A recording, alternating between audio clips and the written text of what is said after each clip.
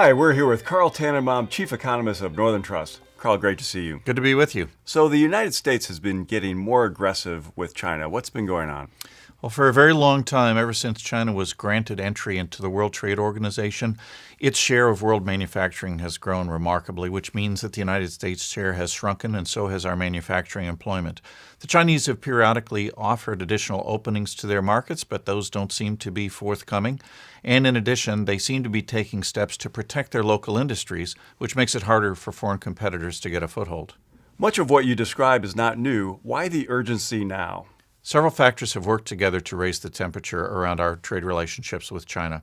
First is the sheer size of our trade deficit with them. Secondly, I think there's a desire, both politically and economically, to make an issue of this in order to make the playing field a little bit more level. And thirdly, I think there's a strategic issue in that China has been accused periodically of appropriating our technology, which could put them in a much better position to dominate certain markets going forward. Fair enough. So what are the risks of taking a more confrontational approach? Well, we do sell a lot of things to China, which they noted when they retaliated against our tariffs. They've turned around and targeted our agricultural products, among other things, which sell very well in China and which a lot of our communities depend. So if you take a look at a map of where the tariffs will hit and the base of support for the anti-China rhetoric, you'll see a very close correspondence.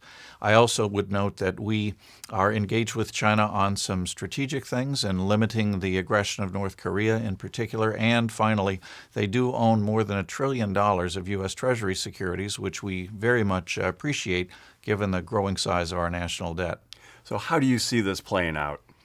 I suspect that in the months ahead we'll have a few more periods of bluster, but the hope is, I think on both sides, that after making some strong statements in the public, that they'll go back behind closed doors and realize that the economic cooperation between the two countries is essential for the success of either one of them. So while it may seem remote for now, I do think negotiation will lead us to a new equilibrium that everybody will be pleased with.